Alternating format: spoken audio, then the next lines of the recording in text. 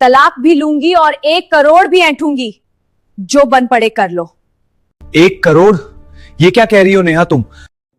कहां से लाऊं इतने पैसे? पैसे कहां से आएंगे ये तुम्हारी प्रॉब्लम है। अपना घर बेचो या किडनी, मुझे कोई परवाह नहीं।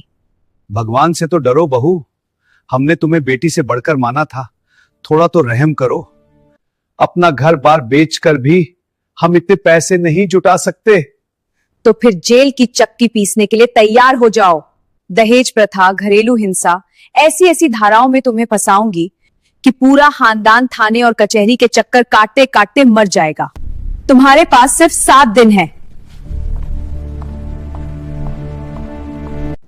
7 दिन, सिर्फ 7 दिन का समय था इस परिवार के पास। ये कोई अपराधी नहीं थे। रमाकांत जी एक रिटायर्ड हेडमास्टर थे, जिनका पूरा जीवन उसूलों और ईमानदारी के बीच गुजरा था। और रजत एक होनहार लेकिन सीधा साधा इंसान जो आईटी कंपनी में काम करता था। जीवन भर की गाड़ी कमाई से उन्होंने शहर के एक शांत मोहल्ले में अपना ये छोटा सा आशियाना बनाया था, जिसकी चौखट पर आज उनकी इज्जत का सौदा हो रहा था। हैरानी की बात ये थी कि इस बर्बादी का कारण कोई बाहर वाला नहीं था, बल्कि वो लड़की थी जिसे 10 महीने पहले बड़े अरमानों से ढोल बाजे के साथ लक्ष्मी का नाम देकर लाया गया था। नेहा पढ़ी लिखी और आधुनिक विचारों वाली लड़की थी, देखने में सुंदर और बातों में इतनी मिठास कि पहली ही मुलाकात में उसने रमाकांत जी और सुषमा देवी का दिल मोह लिया था। रजत को भी वो समझदार और सुलझी हुई लगी। धूमधाम से शादी हुई। शुरुआत के कुछ दिन बड़ी खुशी से बीते। घर में नई बहू के आने से एक अलग ही रौनक थी। उस समय तक किसी को अंदाज़ा नहीं था कि इस घर की शांति बस कुछ दिनों की मेहमान है। शादी के बमुश्किल 2 महीने ही बीते थे कि नेहा के व्यवहार में एक अजीब सा बदलाव आने लगा। जिस घर को रमाकांत जी ने अपना खून पसीना एक करके बनाया था, वो घर नेहा को अब छोटा और पुराना लगने लगा था। वो अक्सर रजत से शिकायत करती, तुम्हारे घर में तो प्राइवेसी नाम की कोई चीज़ है ही नहीं। हम कब तक इन पुराने ख्यालात वाले लोगों के साथ रहेंगे? मेरा दम घुटता है यहाँ। मुझे अलग फ्लैट चाहिए। रजत परेशान हो गया। समझाने की कोशिश करते हुए वो बोला, नेहा क्या कह रही हो तुम? पापा रिटायर हो चुके हैं। माँ के घुटनों में दर्द रहता है। मैं उनका इकलौता बेटा हूँ। इस उम्र में उन्हें इस तरह छोड़कर हम अलग कैसे रह सकते हैं? पर नेहा के पास रजत की इन भावनाओं के लिए कोई जगह नहीं थी। मैं यहाँ तुम्हारी माँ की नौकरानी बनकर नहीं आई हूँ। मुझे खुलकर जीना पसंद है, उसने साफ तौर पर कह दिया था। धीरे धीरे घर का माहौल बिगड़ने लगा। नेहा ने घर के कामों से पूरी तरह हाथ खींच लिया। सुबह देर से उठना, रोज बाहर से खाना मंगाना और बात बात पर अपनी सास का अपमान करना उसकी दिनचर्या बन गई थी। सुषमा देवी अब अपने ही घर में एक सहमी हुई किराएदार की तरह रहने लगी थी। वो बेटे से कुछ नहीं कहती थी। एक माँ की फितरत ही ऐसी होती है। वो खून का घूंट पी लेगी पर अपने बच्चे को दर्द में नहीं देख सकती। लेकिन रजत उस खामोशी के पीछे के दर्द को महसूस कर रहा था। नेहा के मायके वालों का दखल भी अब बहुत बढ़ गया था। नेहा हर छोटी बात का बतंगड़ बनाती और फिर उसकी माँ का फ़ोन आ जाता, रजत हमारी बच्ची तुम्हारे घर की नौकरानी नहीं है जो तुम्हारे माँ बाप की सेवा करे। तुम एक अलग फ्लैट ले लो वरना हम अपनी बेटी को वापस ले जाएंगे। रजत एक अजीब से दोराहे पर खड़ा था। एक तरफ पत्नी थी और दूसरी तरफ माँ बाप। उसे समझ नहीं आ रहा था कि वो इस चक्रव्यूह से कैसे निकले। शादी को 10 महीने होने को आए थे। अब घर में रोज क्लेश होने लगा था। नेहा ने एक बहुत ही शातिर और सोची समझी रणनीति अपना ली थी। वो जब भी रजत से बात करती तो उसे उकसाने वाले शब्दों का इस्तेमाल करती। वो जानबूझकर रजत के माता पिता को गालियां देती ताकि रजत को गुस्सा आए और वो पलट कर कुछ कहे। रजत को तब इस बात का अंदाज़ा नहीं था कि नेहा अपने फ़ोन का वॉइस रिकॉर्डर ऑन करके ये सारी बहस रिकॉर्ड कर रही थी। एक दिन रमाकांत जी पूजा कर रहे थे और नेहा ने जानबूझकर तेज़ आवाज़ में टीवी चला दिया। जब सुषमा देवी ने टीवी की आवाज़ कम करने को कहा तो नेहा ने उन्हें धक्का दे दिया। ये देखकर रजत का धैर्य जवाब दे गया। उसने नेहा पर चिल्लाते हुए कहा, तुम्हारी हिम्मत कैसे हुई मेरी माँ पर हाथ उठाने की? अगर तुम इस घर में तमीज से नहीं रह सकती तो तुम जा सकती हो। बस नेहा को इसी मौके की तलाश थी। उसने उसी रात अपने पिता को बुला लिया। आधी रात को मोहल्ले वालों के सामने एक ऐसा तमाशा खड़ा कर दिया जिसने रमाकांत जी की बची खुची इज्जत को भी तार तार कर दिया।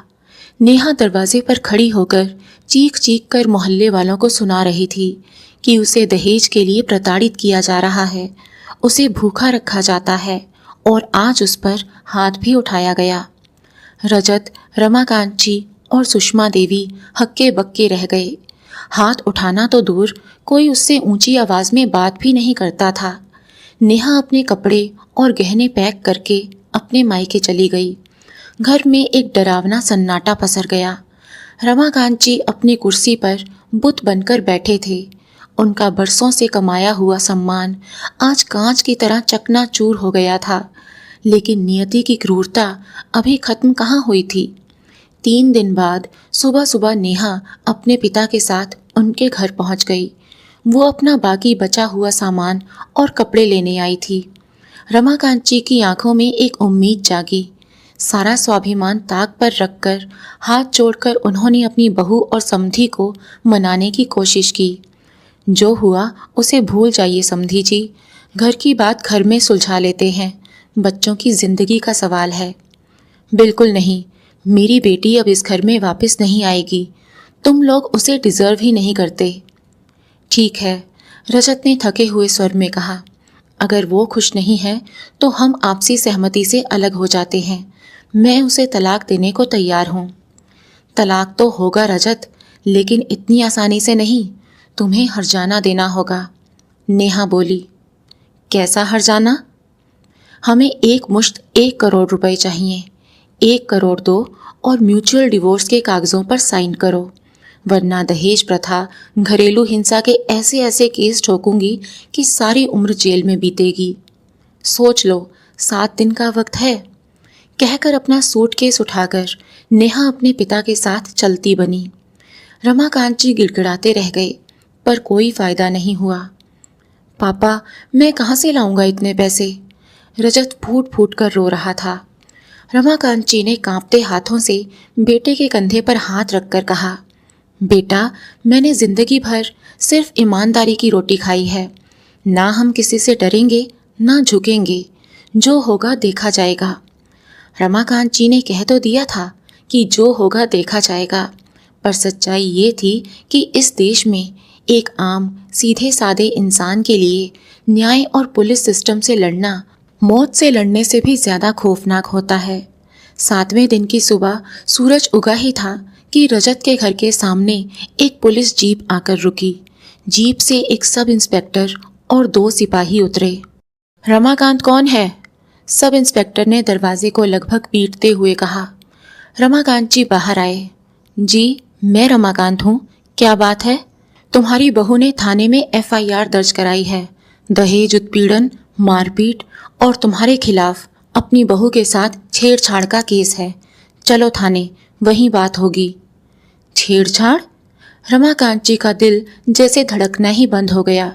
एक 65 साल का बुजुर्ग जिसने जिंदगी भर अपनी बहू को बेटी माना, उस पर अपनी ही बहू के साथ छेड़छाड़ का घिनौना आरोप। ये सिर्फ एक झूठा केस नहीं, एक चरित्र की हत्या थी। सुषमा देवी चीख पड़ी। रजत ने पुलिस वालों से मिन्नतें की। सर, ये सब झूठ है।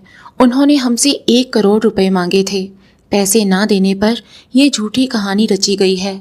मेरे पिता हार्ट पेशेंट हैं सर, कम से कम उन्हें तो बख्श दीजिए। अबे चुप कर, सिपाही ने रजत को धक्का देते हुए गालियों से नवाजा। थाने में सब समझ आ जाएगा, कौन सच्चा है और कौन झूठा। चलो गाड़ी में बैठो। पड़ोसी अपने अपने घरों की बालकनी से ये तमाशा देख रहे थे।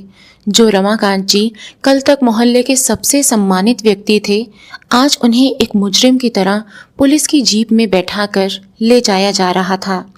थाने में थानेदार अपनी कुर्सी पर पैर पसारे बैठा था। नेहा का परिवार वहां पहले से ही मौजूद था और थानेदार के साथ चाय पी रहा था। रमाकांत जी को जमीन पर बैठने को कहा गया। वे पसीने से तरबतर बुरी तरह से हाँफ रहे थे। रजत अपने पिता को इस हाल में देखकर अंदर से टूट चुका था। उसने थानेदार के सामने हाथ जोड़े।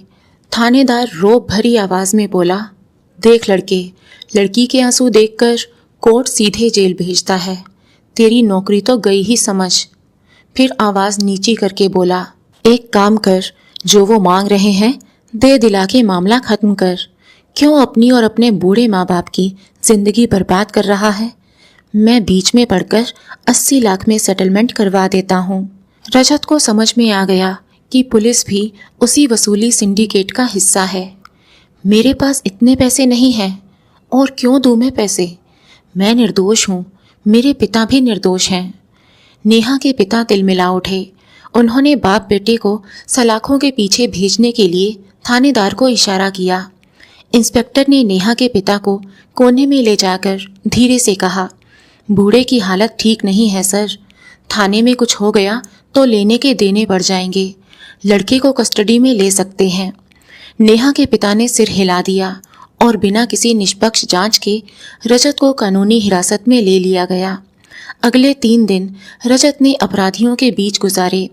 3 दिन बाद कहीं जाकर रमाकांत जी अपनी एक एफडी तुड़वाकर रजत की जमानत करवा पाए। जब रजत घर पहुंचा तो घर के अंदर मौत जैसा सन्नाटा था। माँ की आंखें सूजी हुई थी। पिता बिस्तर पर निढाल लेटे थे। चेहरे की झुर्रियां और ज्यादा गहरा चुकी थी। मोहल्ले के लोग कानाफूसी कर रहे थे। सबको यही लगता था कि बिना आग के धुआं नहीं उठता, कुछ तो किया ही होगा। रजत फूट फूट कर रो पड़ा। उसने अपने पिता के पैर पकड़ लिए। मुझे माफ़ कर दो पापा, मैं कहीं से भी कर्ज ले लूँगा, खुद को बेच दूँगा, लेकिन इन लोगों को पैसे देकर ये केस खत्म करूँगा। मैं आपको इस तरह तिल तिल कर मरते हुए नहीं देख सकता। रमाकांत जी ने अपने कमज़ोर हाथों से रजत का सिर उठाया। नहीं मेरे बच्चे, हम पैसा देकर अपनी बेगुनाही का सौदा नहीं करेंगे। अदालत में सच साबित होने में वक्त लग सकता है, लेकिन सच मरता नहीं है। हम लड़ेंगे, आखिरी सांस तक लड़ेंगे। रजत को जमानत तो मिल गई थी, लेकिन एफआईआर दर्ज होने का असर सबसे पहले उसकी पेशेवर जिंदगी पर पड़ा। अगले ही दिन रजत को एचआर के केबिन में बुलाया गया। देखिए रजत, भले ही आपका ट्रैक रिकॉर्ड हमारी कंपनी में बहुत शानदार रहा है, लेकिन आप पर जो आरोप लगे हैं वो बहुत गंभीर हैं। इसलिए जब तक आप खुद को अदालत में निर्दोष साबित नहीं कर देते, हम आपको काम पर नहीं रख सकते। आपको इस्तीफा देना होगा। रजत ने बहुत मिन्नतें की। सर, ये एक झूठा केस है। अगर मेरी नौकरी चली गई तो मैं केस कैसे लड़ूंगा? लेकिन इसके बावजूद भी रजत को उस कंपनी से बाहर कर दिया गया, जिसके लिए उसने अपनी जिंदगी के बेहतरीन साल दिए थे। एक तरफ नौकरी चली गई और दूसरी तरफ फैमिली कोर्ट में नेहा ने मेंटेनेंस का केस भी डाल दिया था। जब रजत और उसके माता पिता अदालत पहुंचे तो नेहा अपने परिवार के साथ वहां पहले से ही मौजूद थी, चेहरे पर बेचारगी का मुखौटा लगाए। नेहा के वकील ने जज के सामने तर्क रखा, योर ऑनर, इस परिवार ने मेरी मुवक्किल के साथ जानवरों से भी बदतर सुलूक किया है। इसे दिनों दिन भूखा रखा गया, दहेज के लिए पीटा गया, और तो और इसके ससुर ने इसके साथ शारीरिक छेड़छाड़ तक की कोशिश की। ये लड़की आज भयंकर डिप्रेशन में है। लड़का लाखों कमाता है, इसलिए इलाज और गुजारे के लिए तुरंत 50,000 रुपये महीने का भत्ता बांध दिया जाए। रजत का वकील बोला, ऑब्जेक्शन योर ऑनर, ये सब झूठ है। लड़के की नौकरी जा चुकी है, वो बेरोजगार है और लड़की खुद पढ़ी लिखी है। लेकिन जिन जज साहब पर दिन भर में 100 केस सुनने का दबाव हो, उनके पास उस वक्त सच्चाई खंगालने का वक्त कहाँ था। उन्होंने फाइलों पर एक सरसरी निगाह डाली और सीधे कह दिया, लड़का पूर्ण रूप से स्वस्थ है। अगर वो कमा नहीं रहा तो ये उसकी समस्या है। जज ने 30,000 रुपये महीने का गुजारा भत्ता बांध दिया। रजत के लिए ये दोहरी मौत थी। एक तरफ झूठे केस लड़ने के लिए वकीलों की भारी भरकम फीस, और दूसरी तरफ उस औरत को हर महीने 30,000 रुपए देने का फरमान, जिसने उसके परिवार की इज्जत को सरेआम नीलाम कर दिया था। महीने बीतने लगे, तारीख पे तारीख का सिलसिला शुरू हो गया। हर तारीख पर रजत और रमाकांत जी को अदालत जाना पड़ता। कई बार जज छुट्टी पर होते और कई बार नेहा का वकील कोई ना कोई बहाना बनाकर तारीख आगे बढ़ा देता। उनका मकसद न्याय पाना नहीं था, उनका मकसद रजत को आर्थिक और मानसिक रूप से इतना तोड़ देना था कि वो हार मानकर 1 करोड़ रुपए देने को तैयार हो जाए। ये प्रक्रिया रजत के लिए एक सजा बन चुकी थी। वो समझ रहा था कि उसका अपना वकील सिर्फ पैसे ऐंठ रहा है, उसे इस चक्रव्यूह से बाहर निकालने की कोई कोशिश नहीं कर रहा। इस केस ने अब उसकी जेब और हिम्मत दोनों खाली कर दी थी। तभी कोर्ट में रजत की मुलाकात एडवोकेट प्रीति से हुई। प्रीति को वकालत का ज्यादा अनुभव नहीं था, पर अनुभवी वकीलों से वो ज्यादा समझदार थी। जब बड़े वकील लाखों मांग रहे थे, प्रीति ने सिर्फ नाम मात्र की फीस में रजत का केस पकड़ लिया। उसने एफआईआर को पढ़ा और बोली, मिस्टर रजत, रोने से केस नहीं जीते जाते। अगर नेहा झूठ बोल रही है तो कहीं ना कहीं उसके झूठ के सुराग जरूर होंगे। हमें इस एफआईआर में लिखी इन तारीखों पर गौर करना होगा। इन तारीखों पर नेहा क्या कर रही थी, उसका कच्चा चिट्ठा निकालना होगा। मैं कल दोपहर को आपके घर आ जाऊंगी, फिर विस्तार से इस पर बातचीत करेंगे। रजत को प्रीति की बातों से कुछ हौसला मिला, लेकिन उस रात जब रजत अपने क्रेडिट कार्ड का बिल देख रहा था, उसकी नज़र अक्टूबर महीने की स्टेटमेंट पर पड़ी और उसकी आंखें फटी की फटी रह गई। 15, 16 और 17 अक्टूबर स्टेटमेंट में उन तीनों दिन नेहा के जोमेटो और स्विगी अकाउंट से बाहर के महंगे रेस्टोरेंट के पिज्ज़ा और बर्गर के बिल कटे हुए थे, क्योंकि नेहा का जोमेटो और स्विगी अकाउंट रजत के क्रेडिट कार्ड से जुड़ा हुआ था। रजत ने तुरंत एफआईआर की कॉपी उठाई। एफआईआर में नेहा ने लिखा था, 15 से 17 अक्टूबर तक मुझे कमरे में बंद करके 3 दिन भूखा रखा गया। रजत के हाथ कांपने लगे। जो औरत 3 दिन से भूखी प्यासी कमरे में बंद थी, वो लगातार ऑनलाइन फूड कैसे ऑर्डर कर रही थी? रजत की आंखों में एक चमक आ गई। इस पहले सुराग ने रजत के अंदर की एक भूखे शेर को जिंदा कर दिया था। अगले दिन सुबह रमाकांत जी के सीने में दर्द उठा। रजत ने हड़बड़ाहट में दवाइयों का डिब्बा उठाया। तभी उस डिब्बे के नीचे से एक फाइल गिरी। रजत ने फाइल खोली और सामने जो कागज था, उसे देखते ही उसके रोंगटे खड़े हो गए। ये 12 नवंबर की मेडिकल रिपोर्ट थी। यही वो तारीख थी जब नेहा ने आरोप लगाया था कि दोपहर 2 बजे ससुर ने घर पर अकेला पाकर उसके साथ छेड़छाड़ की। लेकिन रजत के हाथ में जो ईसीजी रिपोर्ट थी, उस पर शहर के सबसे बड़े अस्पताल का स्टाम्प और 12 नवंबर दोपहर 2:15 का टाइम छपा था। जिस वक्त नेहा अपने ससुर पर घर में दरिंदगी का आरोप लगा रही थी, उस वक्त वो बूढ़ा बाप अस्पताल में चेकअप करवा रहा था। रजत वहीं जमीन पर बैठ गया और उस कागज को सीने से लगाकर फफक कर रो पड़ा। वो कागज उसके पिता के दामन पर लगे सबसे गंदे दाग को धोने के लिए काफी था। रजत ने तुरंत एडवोकेट प्रीति को फोन लगाया। थोड़ी ही देर में प्रीति रजत के घर पहुंच गई।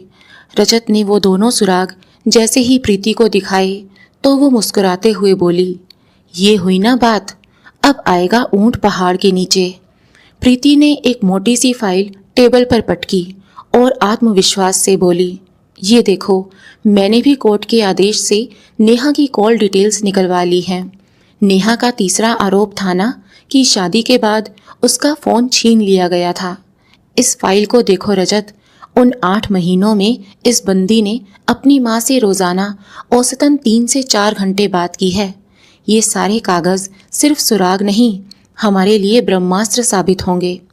प्रीति ने अपनी फाइल बंद की और एक धारदार मुस्कान के साथ कहा, रजत, अब हम इन पर ऐसा पलटवार करेंगे कि इनकी 7 पुश्तें याद रखेंगी।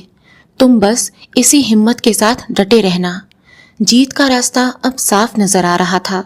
कोर्ट में अगली पेशी थी और अदालत के बाहर खचाखच भीड़। घंटों खड़े रहने के बाद रजत और रमाकांत जी का नंबर आया। प्रीति द्वारा सबूतों की फाइल अभी पेश भी नहीं की गई थी कि उससे पहले ही नेहा के वकील ने जानबूझकर ओछे और अपमानजनक सवाल पूछने शुरू किए। रमाकांत जी, आपकी उम्र 65 साल है, लेकिन आपकी नीयत तो जवान है ना? अपनी ही बहू पर बुरी नज़र रखते थे आप। रमाकांत जी के होंठ कांपने लगे। बोलिए रमाकांत जी, क्या ये सच नहीं है कि आपने अपनी बहू को अकेले पाकर? एडवोकेट प्रीति टेबल पर जोर से हाथ मारते हुए चीखी। ऑब्जेक्शन योर ऑनर, ये निहायती बेहुदा सवाल है। अगर वकील साहब के पास सबूत हैं तो पेश करें, वरना इस तरह की घटिया बयानबाजी तुरंत बंद की जाए। ऑर्डर ऑर्डर, बचाव पक्ष की वकील सही कह रही है, आप अपने शब्दों की मर्यादा में रहें, जज साहब बोले। भले ही प्रीति ने उस वकील का मुंह बंद करा दिया था, पर विपक्षी वकील का मकसद पूरा हो चुका था। रमाकांत जी अचानक लड़खड़ाने लगे, सीने पर हाथ रखते हुए वहीं फर्श पर गिर पड़े। पापा! रजत चीखता हुआ उनके पास पहुंचा। रमाकांत जी सांस नहीं ले पा रहे थे। कोर्ट की कार्रवाई को वहीं रोकना पड़ा। रजत उन्हें तुरंत पास के अस्पताल लेकर गया। डॉक्टर ने बताया कि उन्हें सीवर हार्ट अटैक आया है। उन्हें तुरंत आईसीयू में भर्ती करना पड़ा। अस्पताल के बाहर रजत सिर पकड़े बैठा था। उसके पास अब इलाज के लिए पैसे भी नहीं बचे थे। प्रीति वहीं उसके साथ खड़ी थी। तभी रजत का फोन बजा। नेहा का फोन था। प्रीति ने तुरंत रजत का हाथ पकड़ा और इशारे से कहा, कॉल स्पीकर पर डालो और रिकॉर्डिंग ऑन करो। रजत ने कांपते हाथों से रिकॉर्डिंग ऑन की। नेहा क्रूर आवाज में बोली, सुना है बुढ़ा मरने वाला है। देख रजत, अब भी वक्त है। मैंने 1 करोड़ मांगे थे, तो 50 लाख दे दे और केस रफा दफा कर। कम से कम तेरा बाप सुकून से तो मर सकेगा, वरना उसकी लाश भी हथकड़ियों में ही उठेगी। रजत की आंखों से आंसुओं का बांध टूट पड़ा। वो कुछ बोल नहीं पाया और फोन कट गया। रजत फूट फूट कर रोते हुए बोला, मैं हार गया माँ, मैं और नहीं लड़ सकता। मैं कहीं से भी 50 लाख रुपए लाऊंगा, घर बेच दूंगा, लेकिन पापा को इस तरह तिल तिल कर मरते नहीं देख सकता। ये सुनकर सुषमा देवी बोली, तो किसका बेटा है रजत? जो आदमी अंदर मौत से लड़ रहा है ना, उसने पूरी जिंदगी ईमानदारी कमाई है।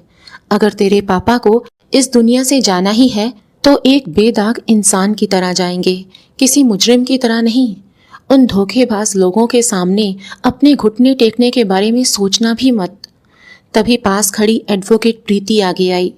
आंटी जी बिल्कुल सही कह रही हैं। और रजत, तुम नहीं जानते, तुम्हारी बेवकूफ़ पत्नी ने ये कॉल करके हमें सबसे बड़ा हथियार दे दिया है। रजत हैरानी से बोला, मतलब ये कि तुम्हारे फ़ोन में कॉल रिकॉर्डिंग ऑन है।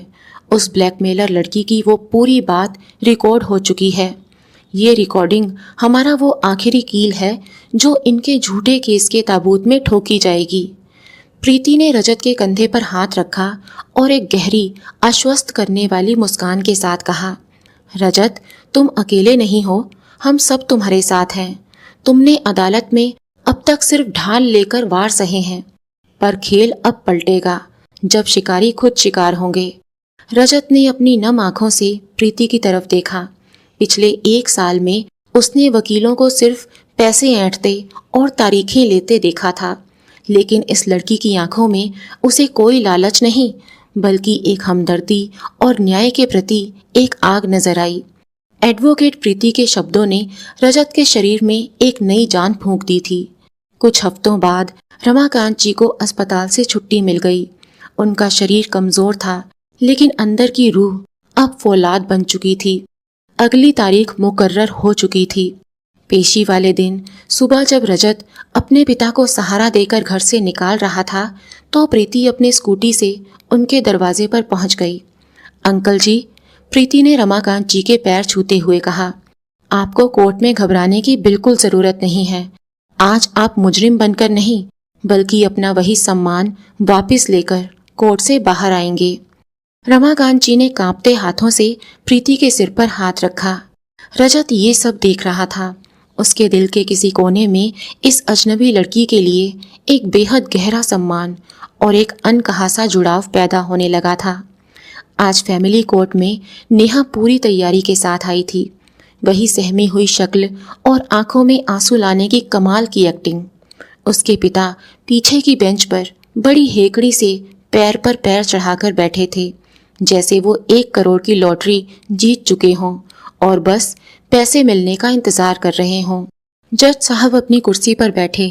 नेहा कटघरे में आई और उसने रो रो कर अपनी वही पुरानी झूठी कहानी दोहराई कि कैसे उसे भूखा रखा गया, कैसे उसके ससुर ने उसके साथ छेड़छाड़ की और कैसे उसे मायके वालों से बात नहीं करने दी गई। जब नेहा का वकील अपनी बात खत्म कर चुका, तब एडवोकेट प्रीति अपनी जगह से उठी। नेहा के अनुभवी और धूर्त वकील ने इस युवा लड़की को देखकर एक व्यंग्यात्मक मुस्कान दी, मानो सोच रहा हो कि ये बच्ची इस केस में क्या ही कर लेगी। पर उन्हें अंदाजा नहीं था कि ये बच्ची आज पूरे सिस्टम को आईना दिखाने वाली थी। योर ऑनर, मैं गवाह से कुछ सवाल पूछना चाहती हूँ। प्रीति की आवाज़ में एक गजब का आत्मविश्वास था। इजाज़त है, जज साहब ने कहा। प्रीति नेहा के करीब गई और उसकी आंखों में आंखें डालकर बोली, श्रीमती नेहा, आपने अपनी एफआईआर में और अभी अदालत के सामने शपथ लेकर कहा है कि 15 से 17 अक्टूबर के बीच आपको आपके ससुराल वालों ने एक कमरे में बंद कर दिया था और 3 दिन तक आपको अन्न का एक दाना नहीं दिया गया। क्या ये सच है? जी बिल्कुल सच है। मैं भूख से तड़प रही थी, नेहा ने सिसकते हुए कहा। बहुत दर्दनाक, प्रीति ने तंज कसते हुए कहा और टेबल से एक फाइल उठाकर जज के सामने पेश की। जज साहब ने फाइल को ध्यान से पढ़ा। योर ऑनर, ये नेहा के स्विगी और जोमेटो अकाउंट की सर्टिफाइड स्टेटमेंट है जो रजत के क्रेडिट कार्ड से लिंक्ड थे। 15 अक्टूबर दोपहर 1 बजे डोमिनोज पिज्ज़ा का ऑर्डर, 16 अक्टूबर रात 8 बजे करी हाउस से फुल प्लेट चिकन बिरयानी का ऑर्डर, 17 अक्टूबर सुबह मैकडी से डबल चीज़ बर्गर और फ्राइज़, कुल बिल 4,500 रुपये। अदालत के कमरे में अचानक पिन ड्रॉप साइलेंस छा गया। नेहा के चेहरे का रंग उड़ गया। उसके पिता का पैर जो हेकड़ी से हिल रहा था वो अचानक रुक गया। योर ऑनर, प्रीति की आवाज़ पूरे कोर्ट रूम में गूंज उठी। जिस औरत को 3 दिन से एक कमरे में भूखा प्यासा बंद रखा गया, क्या वहाँ पिज्ज़ा, बिरयानी और बर्गर कमरे की खिड़की से डिलीवर किया गया था? जज साहब ने चश्मा ठीक करते हुए कागज़ देखे। उनकी भौहें तन गई। नेहा जी, इसका क्या जवाब है आपके पास? नेहा हड़बड़ा गई। वो शायद रजत ने मंगाया होगा। डिलीवरी लोकेशन और मोबाइल का आईपी एड्रेस बता रहा है कि ऑर्डर आपके ही फ़ोन से किया गया था और आपने खुद ओटीपी दिया था। प्रीति के इस वार का नेहा के पास कोई जवाब नहीं था, पर प्रीति यहाँ रुकने वाली नहीं थी। उसने अगला तीर छोड़ा। नेहा जी, आपने आरोप लगाया कि 12 नवंबर की दोपहर 2 बजे आपके ससुर रमाकांत जी ने घर में आपको अकेला पाकर आपके साथ छेड़छाड़ की और अश्लील हरकतें की। हाँ, नेहा ने नजरें चुराते हुए कहा। वो बहुत गंदे और बेशर्म इंसान है। रमाकांत जी की आंखें भर आई। प्रीति ने एक मेडिकल फाइल और एक पेन ड्राइव जज के सामने रख दी। योर ऑनर, ये शहर के मशहूर हार्ट स्पेशलिस्ट डॉक्टर माथुर का एफिडेविट है और ये रमाकांत जी की ईसीजी रिपोर्ट की सर्टिफाइड कॉपी। 12 नवंबर की दोपहर 1 बजे से लेकर शाम 4 बजे तक रमाकांत जी डॉक्टर माथुर के क्लिनिक में थे। इस ईसीजी स्ट्रिप पर तारीख 12 नवंबर और समय दोपहर 2:15 बजे दर्ज है। साथ ही क्लिनिक की सीसीटीवी फुटेज भी अटैच्ड है। अब प्रीति नेहा पर जैसे कहर बनकर टूटी। जिस वक्त आप कह रही हैं कि एक 65 साल का बुजुर्ग आपके साथ घर में छेड़छाड़ कर रहा था, उस वक्त वे अस्पताल की मशीन से जुड़े अपनी जिंदगी की भीख मांग रहे थे। आपने एक सम्मानित शिक्षक, एक पिता समान ससुर पर इतना घिनौना आरोप लगाते हुए एक बार भी नहीं सोचा? नेहा पसीने से भीग चुकी थी। उसके वकील ने खड़े होकर विरोध करने की कोशिश की। ऑब्जेक्शन योर ऑनर, ये दस्तावेज फर्जी हो सकते हैं। ये सर्टिफाइड है वकील साहब। जज साहब ने लगभग डांटते हुए नेहा के वकील को बैठा दिया। प्रीति ने अपना आखिरी और सबसे घातक हथियार निकाला। योर ऑनर, इस अदालत का महिला सुरक्षा कानूनों का और पुलिस का इस्तेमाल एक बहुत बड़ी वसूली के लिए किया जा रहा है। मैं अदालत की अनुमति से एक ऑडियो क्लिप प्ले करना चाहती हूँ। इजाज़त मिलते ही प्रीति ने एक छोटा सा स्पीकर ऑन किया। पूरे कोर्ट रूम के सन्नाटे को चीरते हुए नेहा की वो खौफनाक और नीच आवाज़ गूंजने लगी। सुना है बुढ़ा मरने वाला है। देख रजत, अब भी वक्त है। मैंने 1 करोड़ मांगे थे, तू 50 लाख दे दे और केस रफा दफा कर। कम से कम तेरा बाप सुकून से मर तो सकेगा, वरना उसकी लाश भी हथकड़ियों में ही उठेगी। जैसे ही वो आवाज़ गूंजी, नेहा और उसके पिता दोनों पसीने से तरबतर हो गए। पूरा कोर्ट रूम अवाक था। प्रीति ने अपनी फाइल बंद की और जज साहब की तरफ देखकर विनम्रता से कहा, योर ऑनर, आज सिर्फ मेरे मुवक्किल को ही न्याय की दरकार नहीं है, आज उस कानून को भी न्याय चाहिए जिसे इस औरत ने वसूली का धंधा बना दिया है। अदालत के उस कमरे में अब सन्नाटा नहीं था, बल्कि एक ऐसा भारीपन था जो हर किसी की सांसें रोक रहा था। नेहा के पिता का चेहरा पीला पड़ चुका था, जैसे शरीर का सारा खून सूख गया हो।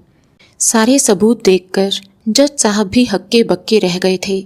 उन्होंने गुस्से से नेहा को देखा, जो कटघरे को कसकर पकड़े हुए थी और थर थर कांप रही थी। शर्म आनी चाहिए तुम्हें। जज साहब की आवाज़ पूरे कोर्ट रूम में गूंजी।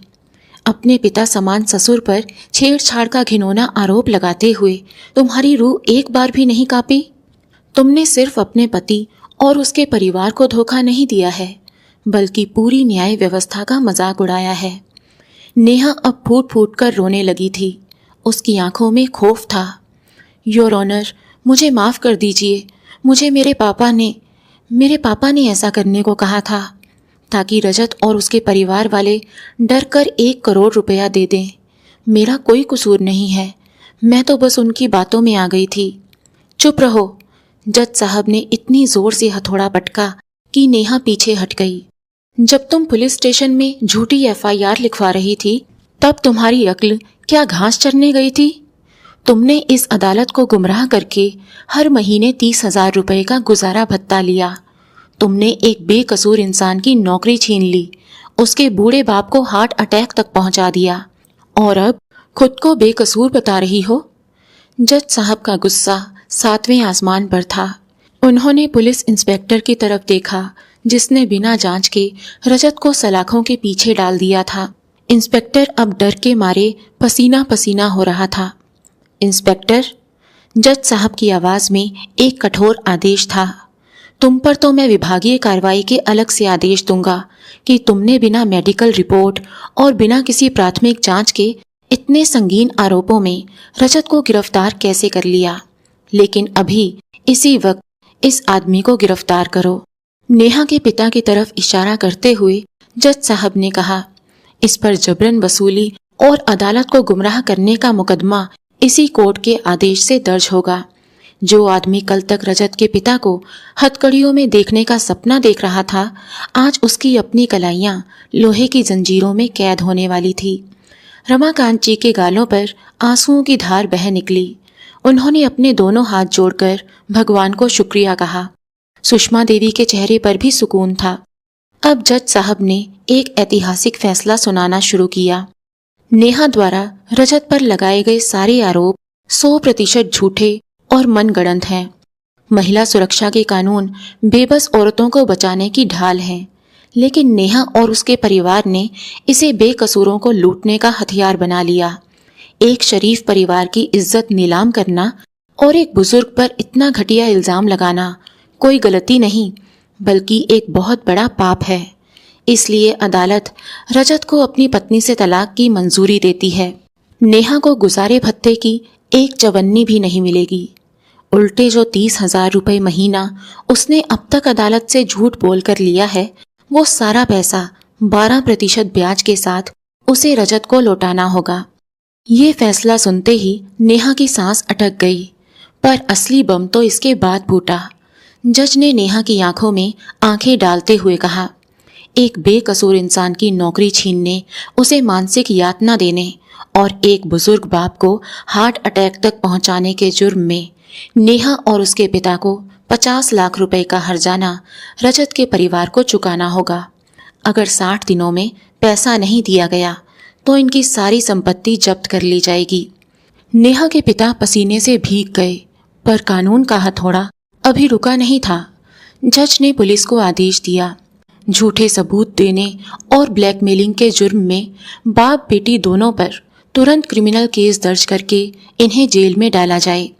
जज साहब अपनी कुर्सी से उठे, पर अंदर जाने से पहले रुके। पूरे कोर्ट रूम ने वो नज़ारा देखा जो शायद ही कभी किसी अदालत में दिखा हो। एक जज, कानून का पहरेदार, रमाकांत जी के सामने हाथ जोड़े खड़ा था। रमाकांत जी, आज ये अदालत भी शर्मसार है। सिस्टम की कमी की वजह से आप जैसे एक शरीफ इंसान और बुजुर्ग को पुलिस और कचहरी के धक्के खाने पड़े। इसके लिए मैं माफ़ी मांगता हूँ, पर मुझे आप पर गर्व है। अगर आप डरकर उन ब्लैकमेलर्स को पैसे दे देते तो ये कल किसी और को नोच खाते। आपने लड़कर सिर्फ अपना सम्मान नहीं, ना जाने कितने बेकसूरों की जिंदगी बचाई है। इतना सुनते ही पूरा कोर्ट रूम तालियों से गूंज उठा। रजत वहीं कोर्ट रूम के बेंच पर बैठ गया और उसने दोनों हाथों से अपना चेहरा छिपाकर दहाड़े मार मार कर रोना शुरू कर दिया। 1.5 साल का दर्द, घुटन और ब्लैकमेलिंग का खौफ आज आंसुओं के रास्ते बाहर आ गया था। प्रीति ने उसके कंधे पर हाथ रखते हुए कहा, रो मत रजत, आज से तुम्हारी असली जिंदगी शुरू हुई है। प्रीति की आंखों से भी आंसू बह रहे थे। सुषमा देवी ने आगे बढ़कर रजत और प्रीति को गले से लगा लिया। पीछे पुलिस नेहा और उसके पिता को हथकड़ियों में जकड़कर बाहर ले जा रही थी। नेहा चीख रही थी, फूट फूट कर रो रही थी, लेकिन लेडी पुलिस बिना कोई रहम दिखाए उसे खींचते हुए ले गई। आज उसके नाटक का दी एंड हो चुका था। अदालत की सीढ़ियां उतरते हुए आज रमाकांत जी का सीना चौड़ा था और चेहरे पर मुस्कान। अगले ही हफ्ते रजत की पुरानी कंपनी के HR हेड ने खुद फ़ोन करके माफ़ी मांगी और उसे नौकरी वापस ऑफ़र की, पर रजत ने मुस्कुराकर मना कर दिया। जिसने बुरे वक्त में साथ छोड़ दिया था, रजत को अब उनकी ज़रूरत नहीं थी। उसने एक नई कंपनी में ऊंचे पद पर शुरुआत की।